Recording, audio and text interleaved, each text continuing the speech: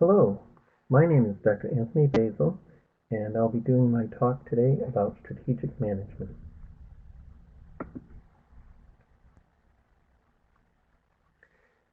This is a video recording of a live face-to-face class that I'll be doing in introductory strategy. The first part will be a little bit of an orientation, and the second part will be about the unit content itself.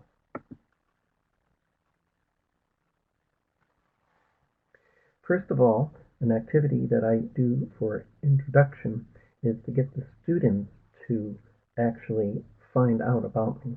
So I break them into two teams and have them do a search for my name and to find out if they can give me some true facts about myself and in relationship to me as a lecturer, and then they get a point. The team that gets the most points wins the competition. And some background information about me is available right here on this slide.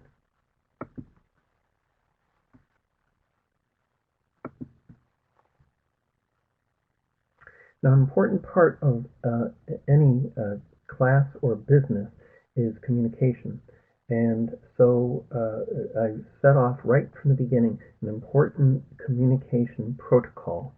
So if people want to have any questions or feedback, we can do it before and after class in person. But primarily, email is the best way to reach me. And it's very important that within the subject header that they include the name of the course and then their student name.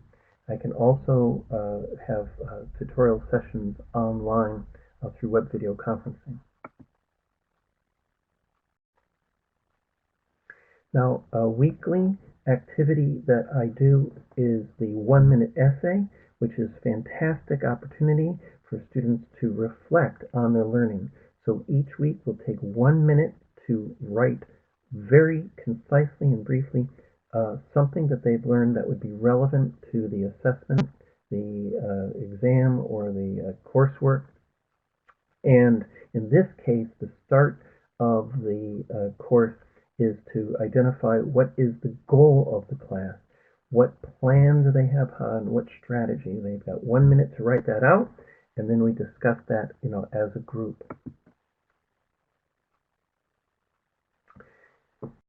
At this point, I make the announcement about the bad news, and that's that the formal lecture has been canceled, and it's been replaced instead the class being a business and the students now being employees in the business. Well, what does this company produce? Our company produces intellectual capital. Knowledge is what we make in the class. And so they'll have a shift from being a student to being an employee. Another important foundation of my curriculum design is the value of a study partner. Before the students leave from the first class, I encourage them to identify at least one person that will be a study partner for them to go through and prepare for the assessments, to review each other's work, and to provide support. Another weekly activity that we do is the current events. So again, right before we get into the content of the class, what we do is we'll ask students to bring up any issues that they've seen in the newspaper or online or on television, and to be able to share with us the relevance of that in the context of how it would be in the assessment. Okay, so this is part 2 now, and what we'll be doing is going through the proposed learning outcomes here. We want to examine strategic purpose, and then we also want to tie that into corporate social responsibility for a company. Now, I won't be reading each word on each slide. You'll have these slides available, and you can go through the text in more detail. It's also related to the Pearson's textbook as well. One of the important parts that I want to mention here, though, is about personal learning outcomes. So this is the learning outcome for today's lesson. The module has learning outcomes, and what we'll be doing is mapping your personal learning outcomes against what the module learning outcomes are. And then that way, as we're going along and preparing for the assessment, you can identify where you have met these different learning outcomes. And that helps you to prepare for the assessment. Okay, so here's a really quick overview summary about strategic purpose. We won't spend much time on stakeholders, but we will talk a little bit about governance and then how that links into ethics for social responsibility. So the stakeholders can be any number of individuals or groups within the organization or external to the organization. So we want to keep in mind, who are these stakeholders? And when we're doing that, there are a number of different statements that the company will produce. So, for example, the mission statement. What business are we in? How do we make a difference? Why do we do this? If you have a look at the handout that I'm providing, or go online, you'll see that we have got Regent College's mission statement to have a real-world example. Along with the mission statement, which is the immediate, we've got the vision statement, which is for the future. What do we want to achieve?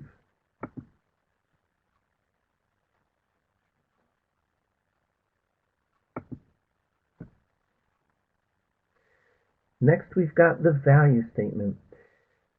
Once we've identified what the mission is, and once we know what we want to achieve in the future, how are we going to go about doing it?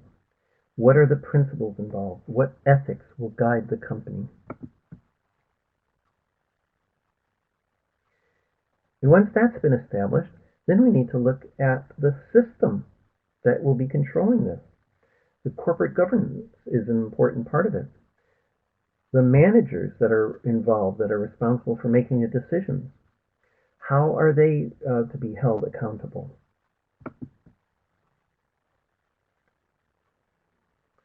Well, as I say, I'm not going to be reading each word on here, but we want to make sure that we understand the separation of ownership and management control. That this can lead to corporate failures, and that there's increasingly pressure for accountability for companies. And this links into our concerns about corporate social responsibility for the company. So we've got a number of challenges because we've got the interests of agents, of people that are involved with the company.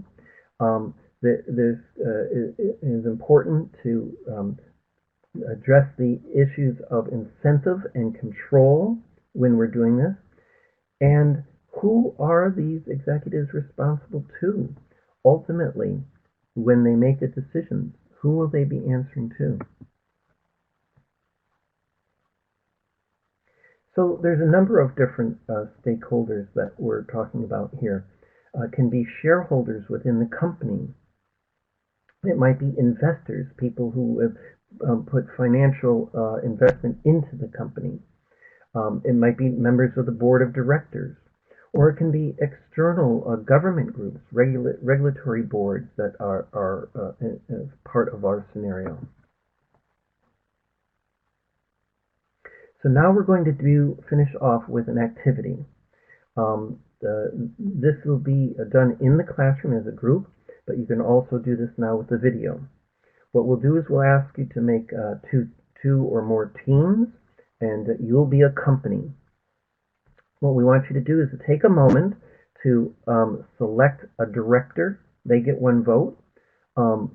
Boards of directors, if you have 3 people, they would be each getting 1 vote. And then an employee union representative, and who also gets 1 vote.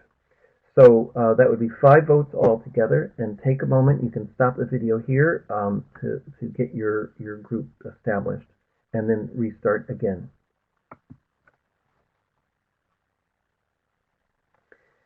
Okay, so if you've got your group, now we're ready to go. The situation is that you're a factory in Florida, in America. For example, you could be producing trainers. A big hurricane is approaching the town. You want to meet the company objectives that we mentioned before, the mission statements and your vision statements. But what are you going to do? Are you going to A, continue work as usual, B, send some staff home, or C, close down the entire factory for the day? Some considerations that you want to discuss in making your final vote is A, the profit. All right, are you going to be meeting your corporate objectives? B, what about staff motivation? Is that a factor? And C, public relations. What's the company's image in the media? All right, so you can click on the link for the video to give you some background sounds and images of the storm approaching. We'll stop the video here while your group discusses the situation and decides to come up with the final decision for whether or not to stay open. So you can stop the video here and then replay it to see the conclusion of the situation.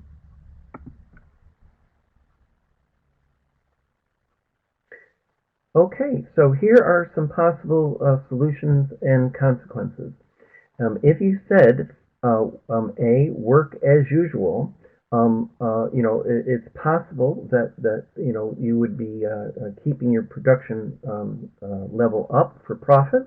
However, in this situation, you had 20 staff that were seriously hurt and had to go to the hospital. As a result of that, you had bad press.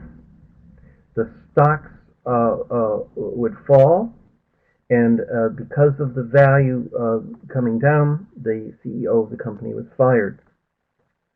If you sent some of the staff home, then it turned out that only 5 people were injured. The union, however, says that this was not safe, and they put a strike in place, and the factory was closed for a week. However, if in the short term you decided to close down for the day, yes, you lost some short-term profits. The production for that day was down. However, the staff morale was up. There was positive press as a result of this, and the employees became more motivated and worked harder and did overtime in order to compensate for the closure. So hopefully this discussion that you've had has given you an opportunity to look at the value of corporate social responsibility in a real-world context. Finishing off here then, we can see that what we've got is 2 parts for our summary. We talked a little bit about class procedures, like for example the email protocol. Make sure you have your course name and your name in the subject header. We reviewed a little bit of the startup activities that we'll be doing each week, the 1-minute essay and current events. And then we got into our content, where we reviewed the learning outcomes and assessment criteria. And then we talked about the strategic purpose and stakeholders for a company. We examined corporate statements such as the mission, vision, and values, corporate governance we touched upon, and then had an opportunity to apply that in a scenario activity where you made your own company and made a decision about what to do with the hurricane. Hopefully that was a useful lesson for you. And if you have any questions, please do feel free to contact me in the future. Thank you very much.